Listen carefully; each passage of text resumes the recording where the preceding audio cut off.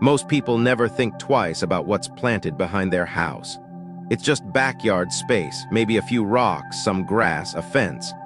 But what if I told you that space isn't as neutral as it seems? What if the absence or presence of one simple tree could quietly shape the energy of your entire home? This isn't about superstition. It's about structure, intention, and the quiet power of placement. The back of a house is more than just a blank canvas. It's the spine of your home. And like any spine, if it's left weak or unsupported, the whole body eventually feels it. Maybe you felt it already, a house that looks fine but never feels fully grounded. Money comes in but slips out just as fast. Arguments rise over nothing. A strange weight lingers in the air, and you can't quite explain why. Sometimes the problem isn't inside your home, it's what's missing behind it. I'm not saying there's a magic tree that solves everything, but I am saying certain types of trees, when thoughtfully planted behind a home, do more than beautify the yard. They anchor it. They catch the wind before it hits your kitchen. They hold space so your family doesn't carry all the pressure alone. And when you choose the right one, place it in the right spot, and care for it like more than just landscaping, something shifts, quietly, steadily. You feel it in the way your mornings start smoother, in the way money stays where it belongs, in how your house finally starts to feel like a true home, not just a place you sleep. Today, I'll show you which trees hold that kind of energy. And just as importantly, I'll show you how to plant them not just with your hands, but with a quiet kind of intention that can make all the difference. Part 1: the tree that blocks fatigue and bad wind. Not every tree deserves to be in your backyard. Some just sit there and grow. Others change things. They shield, they soften, they hold the space when you can't. The banana tree is one of those. You might not see it in landscaping magazines. You might even think it's too tropical, too plain, too ordinary. But that's exactly why it works. It doesn't call attention to itself. It doesn't perform, it protects. In many American homes, the backyard is either forgotten or overly decorated. It's either bare or filled with furniture, gravel, a grill. But rarely does someone ask, what is this space actually doing for the energy of my home? The front of the house gets all the love. The porch, the flower beds, the welcome mat. The back, it carries the weight. It catches the wind, the noise, the tension that no one wants to bring through the front door. And if left open, exposed, that pressure seeps in, room by room, in ways you don't notice until everything feels heavier. That's where the banana tree steps in. Its wide, layered leaves act like a natural screen, not just against wind, but against the subtle rush of noise, movement, even emotional static from the outside world. Planted behind your house, especially near back windows or fences, it becomes a soft buffer. A guardian, not harsh, not rigid, just present. And presence in this case is everything. The banana tree grows fast. It multiplies, its clusters get thick. In energy terms, that means accumulation, but not of clutter, of comfort, of shielding, of continuity. If your home constantly feels like it's trying to recover from something, stress, mess, money, worries, conversations that spiral for no reason, look behind it.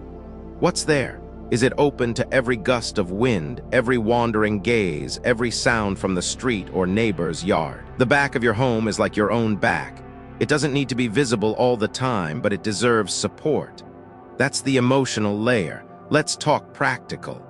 Banana trees grow in clusters, which means they create natural walls. They block cold winds in winter and dry gusts in summer. Their thick leaves muffle sound, especially helpful if you live near a road or in a close-packed neighborhood. They provide shade without making the area feel dark. And perhaps most overlooked, they hold moisture in the soil. That means less cracking earth, less dust, less energy escaping through the ground. In homes where people often say things like, "It just doesn't feel settled," or "We're always tired even when nothing big is going on," there's usually something missing in the structure of the space. Not decor, not color, structure. Trees like the banana act as energy balancers. They create a soft barrier where you need one but don't want a wall. Something alive, something responsive, and that matters. Because the way a space holds energy, or leaks it, shapes everything from your rest to your relationships. It's not magic, it's placement, it's choice, it's rhythm. But here's what most people get wrong. They plant banana trees too far away from the house, or they let them grow wild without care. And that sends the opposite message. That energy can pile up, grow messy, overtake what was once peaceful. So if you do choose to plant banana behind your house, make it deliberate. Think of it not as decoration, but dedication. Trim back dead leaves, clear out clutter at the base, water it mindfully. Let your care for the tree become part of how you care for your space. In return, it will do what it's meant to do, block the wind, hold the calm, and slowly shift the energy behind your home from restless to rooted. And one day you might look up and realize something feels different. Softer mornings, quieter thoughts, fewer arguments. Not because life changed, but because you finally gave your house the kind of back support you always knew you needed, but never thought to plant. Part 2, the tree that invites energy, not blocks it. Some trees don't stand tall to shield. They lean, they sway, they listen. They don't block the world, they gently guide it in. And in certain homes, that's exactly what's needed. Not defense, not walls, just a soft invitation for the right kind of energy to come closer. Bamboo is that kind of tree. Most people see bamboo as ornamental, maybe even decorative, something to fill in empty corners of a yard or edge a fence line. But bamboo, when planted with purpose behind your home, becomes something else entirely. It becomes a quiet conductor, shaping wind, light, even mood. Its slender stalks, spaced just right, don't stop energy, they shape it. And sometimes that makes all the difference. Think about how many times we try to block things out. The noise, the stress, the neighbors, the bills. We put up fences, draw thick curtains, turn up the volume on distractions, hoping the overwhelm will just fade. But blocking doesn't heal. Bamboo reminds us that energy, like emotion, needs direction, not resistance. Behind your house, where most people let grass grow wild or gravel settle in dry patches, bamboo can create a path, a filter, a rhythm. Unlike heavy trees that thicken the air or trap shadows, bamboo lets light through, lets wind whisper. Its very structure teaches balance, hollow on the inside, strong on the outside. There's a lesson in that, to be open but steady, to bend but not break. And maybe that's what your space and your spirit has been craving, a place where things don't feel so heavy, where movement doesn't equal chaos, where your home doesn't just keep things out but lets good things come in. Practically speaking, bamboo is low maintenance. It grows in clusters. It loves sun but doesn't demand it. It doesn't break easily, and when it does bend, it springs back. That's the energy it holds, resilience without hardness, softness without weakness. And when planted behind your home, it becomes a kind of memory in the landscape, a reminder that strength isn't always loud. But here's what's powerful. Bamboo doesn't just look graceful. It anchors energy. Its roots spread wide beneath the surface, gripping soil with a quiet confidence. That means it holds your foundation. If you've ever felt like your home feels unsteady, not in structure, but in spirit, this matters. Bamboo behind the house gives your energy somewhere to land, somewhere to stay. And more than that, it teaches you something. That not everything needs a hard edge. That some things grow best in clusters. That peace doesn't always come from silence, but from the sound of things gently moving, leaves brushing, wind weaving through open space. There's a calm that comes from seeing bamboo move. And if you've ever had a home that felt tense, tight, like it couldn't quite breathe, planting bamboo may change that more than you expect. Here's how. When bamboo is placed behind a home, especially near a back wall or fence, it visually softens the boundary. Instead of the house ending in a flat, hard stop, the space feels extended, like there's room for something to exhale. That's important, because when a space can breathe, the people inside can too. But there's one key. Bamboo needs to be trimmed, not sculpted like a hedge, just guided. If it's left too thick, it can stagnate the very flow it's meant to help. Think of it like pruning your thoughts. Keep the ones that give space. Let go of what crowds. So when you plant bamboo, don't do it to fill space. Do it to shape space. Approach it as a living tool, a way to change the conversation between your house and the world around it. Let it stand near a corner that feels sharp. Let it rise behind a room that always feels tense. Let it soften the parts of your home that carry more than they should. because sometimes the best kind of protection isn't a wall, it's a filter. Not everything needs to be pushed away. Some things just need to be shown how to flow through without harm. And bamboo does that, quietly, consistently. You won't hear it growing, you won't notice the shift right away. But one morning you'll stand at your window, look out at the space behind your home, and you'll feel something move. Not wind, not light. Something in you, a kind of stillness, a gentle reset. A moment of breath where you didn't expect it. And it'll stay, because that's what bamboo does. It doesn't shout, it settles. And sometimes that's the most powerful kind of energy of all. Part 3, the tree that clears the mind to hold onto fortune. It's easy to think that keeping money is just about making the right choices. But the truth is, clarity comes before choices. If your mind is foggy, if your thoughts feel cluttered, it doesn't matter how much you earn, it slips away. Not because you're careless, but because you're exhausted. And it's hard to hold onto anything with tired hands and a spinning mind. That's why some trees don't just decorate a backyard, they support the mental stillness that wealth quietly depends on. One of those trees is orange jasmine. It doesn't tower, it doesn't take over the yard. It just stays close, full of soft green leaves and small white blossoms that open gently in the morning. The scent isn't sharp, it's tender, clean, like early sunlight after a restless night. And when planted behind your home, it does something powerful. It cools the energy, not in temperature, but in tone. Think of the moments you've made your worst decisions. They didn't come in times of calm. They came in the middle of noise, emotional clutter, stress rising before your feet hit the floor. When your thoughts bounce around like marbles on tile, that's when money leaves. That's when you say yes to things you don't want. When you miss the opportunity because your mind was looking the other way. Orange jasmine helps shift that. Not with magic, with space. It creates stillness the way a song with no lyrics can change the air. Its fragrance cuts through heaviness. Its shape creates pockets of quiet near windows, near fences, near the places where tension tends to build. It's not about blocking energy. It's about balancing it. There's a reason you feel better in a room with fresh air or after standing near a tree that doesn't demand attention. Some plants don't need to be grand to change how a space feels. Orange jasmine is that kind of plant. It's often overlooked because it doesn't shout, but that's exactly why it works. It holds what's scattered. It steadies what's rushing. It clears the air not with force, but with presence. And when you plant it behind your home, near the spaces where life feels busiest, the kitchen window, the back porch, the corner where people always pass through, you give your house a pause button, a place for your breath to land before your decisions are made. That matters, because the energy of your home becomes the energy you carry out into the world. And if your home is noisy, even silently so, you will always feel like something's off, even when everything looks fine. Let's talk function for a moment. Orange jasmine isn't hard to care for. It doesn't require pruning every week. It thrives in partial sun. It prefers to be trimmed in round, soft shapes, never rigid, never boxed in. That's part of its power. It doesn't conform, it softens. And in doing so, it encourages you to do the same. Because what you plant outside affects how you think inside. That's the part most people miss. We decorate our yards like they're stage sets.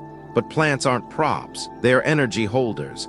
And the ones you choose, especially the ones behind your home, shape the emotional climate of your space in ways you may not even realize. There's also a deeper message here. If you've lived a life of pressure, deadlines, caretaking, budgeting, decisions that never seem to stop, then stillness can feel foreign, even uncomfortable. But it's not stillness that causes discomfort. It's what surfaces when everything else finally goes quiet. That's why we resist it. That's why we keep busy. But healing, clarity, peace, they only grow in quiet, and orange jasmine helps hold that space. When planted intentionally, it becomes a silent mentor. It teaches you to breathe before you speak, to sit before you spend, to pause before you panic, because not every problem is as urgent as it feels in a noisy moment. And wealth, the kind that stays, only grows where there's room to think. Here's the shift. When you give your home a place of calm, your body starts to trust that it can let go. You wake up less anxious. You make cleaner choices, you stop overcompensating. And you notice things like when an opportunity is real or when a conversation is draining you. It all begins with awareness, and awareness begins in clarity. So plant it, not just anywhere, near where you most often stand when your thoughts race. Let the scent reach you when the dishes pile up. Let the softness of its leaves be the last thing you see before you head out the door.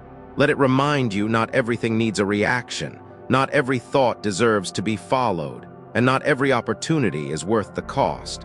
Because sometimes, the best way to hold onto fortune is to clear the space where it can stay.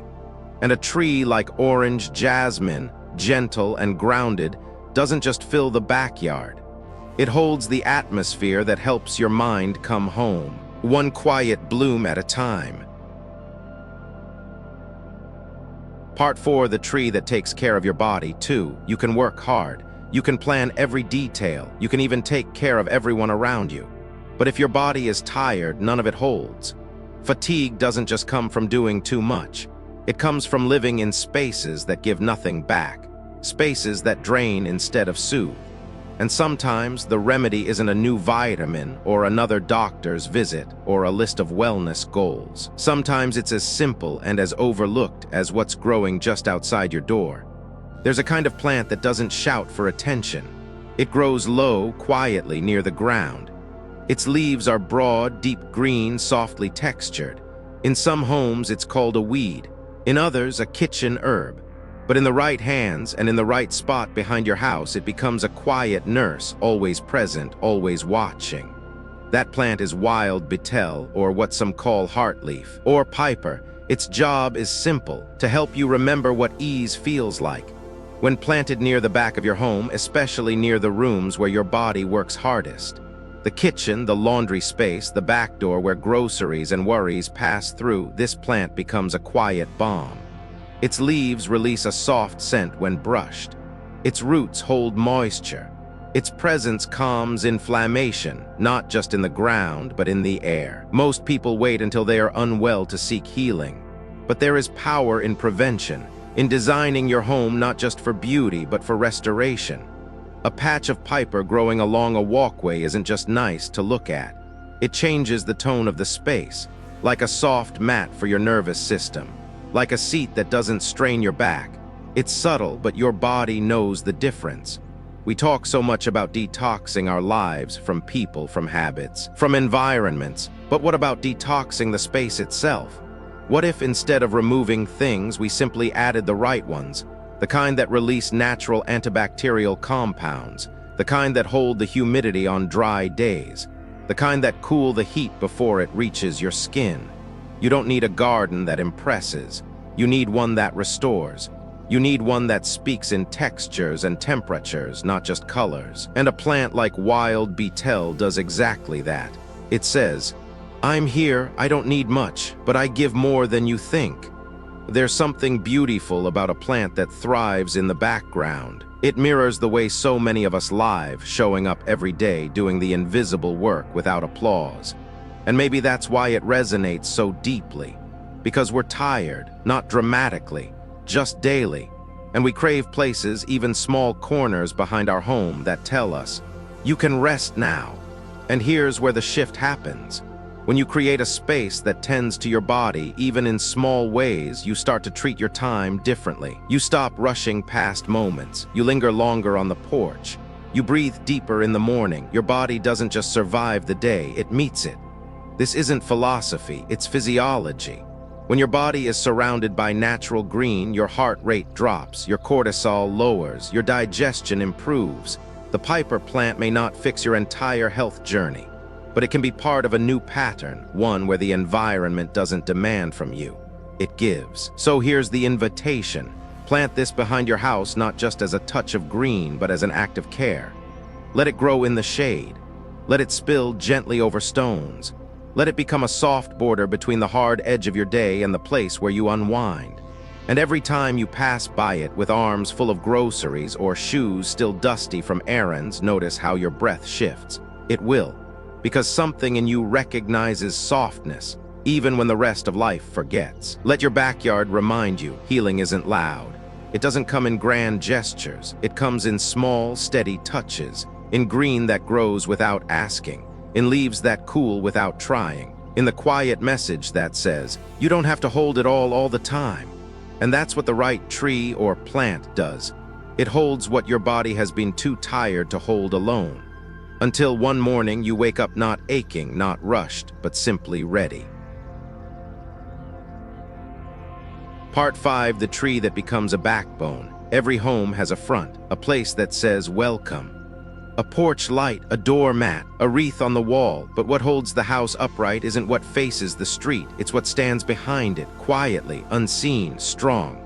That's why every home deserves a backbone, something that doesn't just stand there but holds. And in the world of trees, the Areca palm is exactly that. It doesn't tower like an oak. It doesn't bloom like a rose. But when placed with intention behind your home, the Areca palm becomes more than a tree, it becomes a spine. A vertical rhythm of calm, clean lines that lift the space upward. When planted in rows, 3 is ideal. They don't just line the backyard, they anchor it. Most people think of palms as decorative, a tropical flourish. But the Areca is different. It's not here to show off. It's here to support. Its slender trunks rise like columns, not too thick, not too brittle, just firm enough to give the space behind your house something to lean on, emotionally and visually. And with its soft, feathered leaves, it filters light without blocking it, gives privacy without heaviness, and reminds you, strength can look like grace. Imagine walking into your backyard and seeing 3 palms standing side by side, not clustered, not tangled, aligned, rooted. And suddenly, the back of your home, often overlooked, often bare, feels held. It feels balanced, like the energy of the house finally has something to rest against.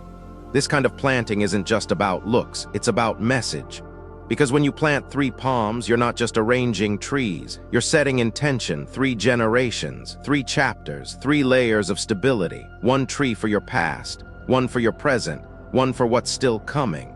We all need that kind of grounding, especially in a world that moves fast, forgets quickly, and often asks us to carry more than we can hold.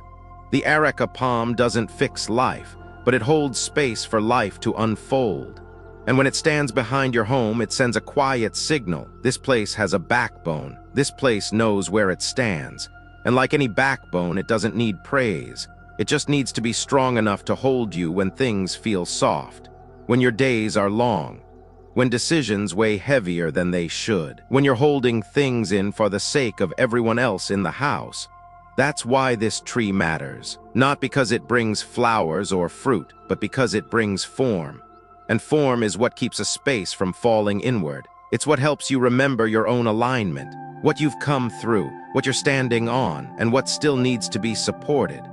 Planting the Areca palm isn't about changing your landscaping. It's about claiming the right to stability.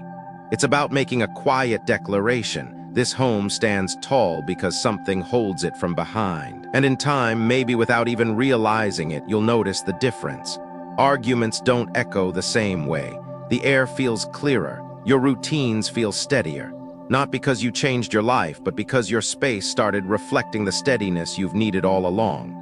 So if your home has always looked good from the front but never felt right from the inside, maybe it's time to look at the back. What's there? What's missing? What's holding it up? 3 palms, 3 points of balance, 1 spine for the house that holds your whole story. Part 6, the tree that doesn't show off but holds energy steady.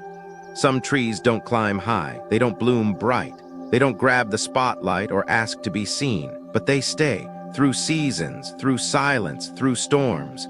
They hold energy in a way that's almost invisible until one day you realize the air feels calmer where they grow, and your home, it feels softer. Because not all support comes from what's strong and tall. Some comes from what's steady and near. The peace lily is one of those trees. Technically, it's not a tree at all, but what it offers is no less important. With wide, glossy leaves and soft, white flowers that seem to fold inward more than out, the peace lily isn't here to impress. It's here to balance, to listen, to clear. And when placed behind your home, tucked near a shaded wall or beside a quiet walkway, it becomes a stabilizer.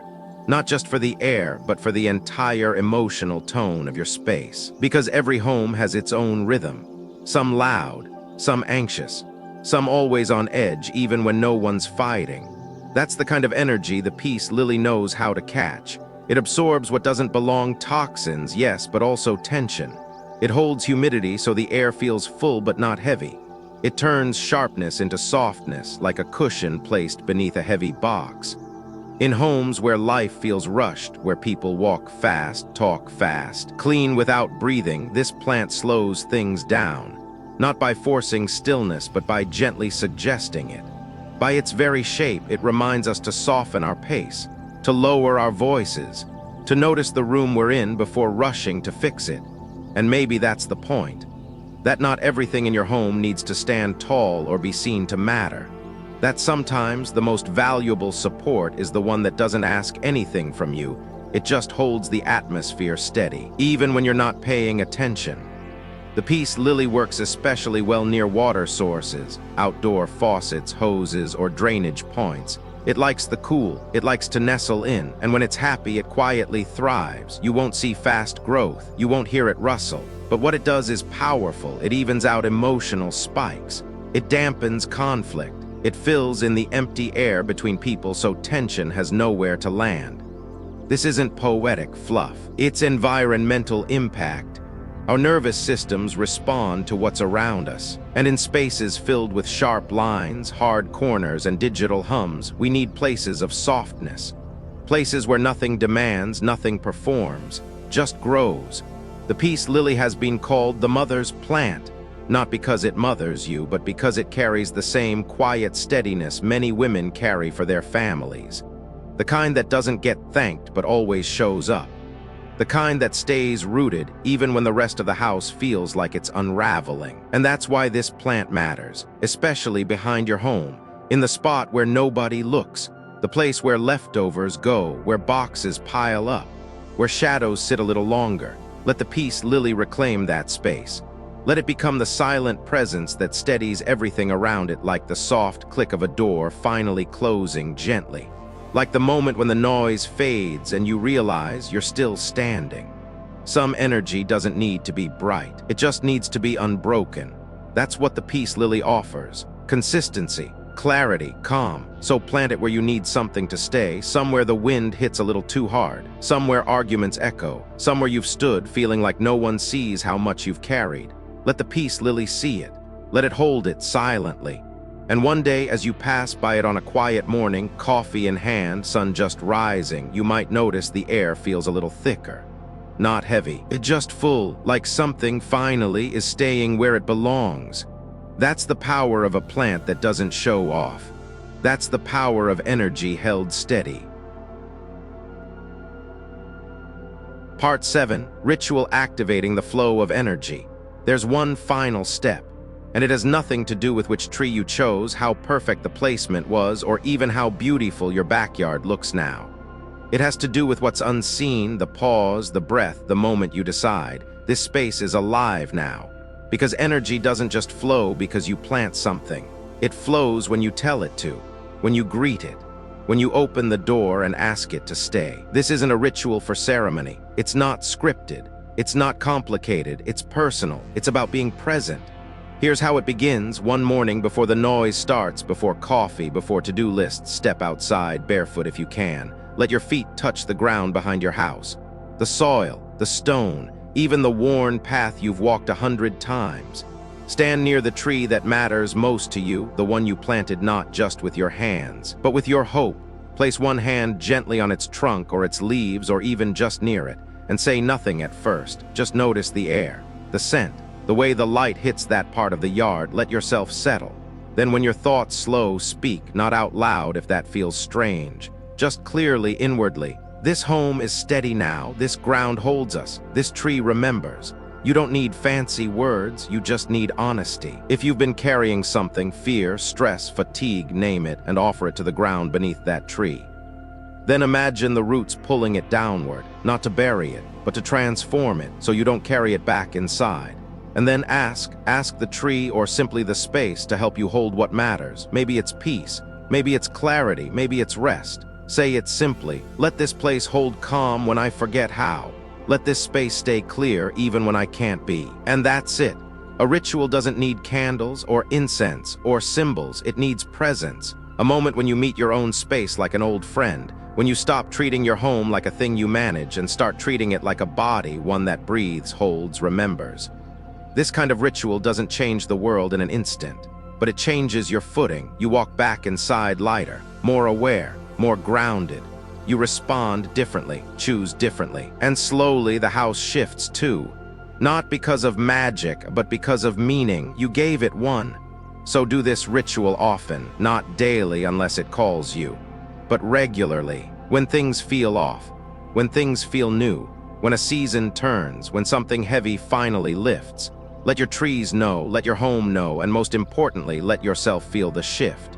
Because a house doesn't hold energy on its own. You activate it with your breath, with your touch, with your quiet words that say, we are rooted, we are safe, we begin again. That's not just a ritual, that's a return. Final, you've just walked through more than a backyard makeover. You've touched something older than trend, quieter than advice, and more powerful than decor. You've stood with trees that don't just grow, they witness. You've learned where to plant them, how they hold energy, how they shape not just your yard but your days. And maybe in some way you've started to see your home differently, not as a shell to live inside, but as a body that breathes with you. Each tree we spoke of carries its own role. One to block fatigue, one to invite flow, one to clear your thoughts, one to steady your body, one to stand tall behind you, one to quietly hold balance, and one to activate it all through presence. Together they create not a garden but a sanctuary, a living, breathing system of support that whispers, even when no one is listening, you are not doing this alone. And here's what's most important, none of this was about perfection. You don't need the exact tree or the perfect placement or the right season to begin. What matters is intention, attention, a moment of stillness where you decide this space will support me now, not just functionally but energetically, emotionally, spiritually, because you've spent years supporting everyone else, holding routines, carrying weight, managing more than anyone sees. You deserve to be supported back, not just by people, but by the very ground you walk on, by the trees you plant, by the energy you choose to let stay. So if your life has felt scattered, if fortune comes and goes too fast, if your body aches in quiet ways you can't quite explain, maybe don't start with another task.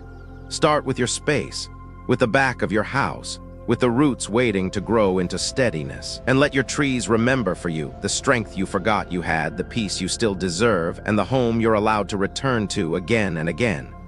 Thank you truly for walking this path with me, for listening not just with your ears but with your heart, for being open to a softer kind of wisdom, the kind that grows slowly, quietly, but never fades. Wherever you are tonight, I hope the wind outside your window feels gentle, and I hope deeply that your home feels like it's holding you too. Good night.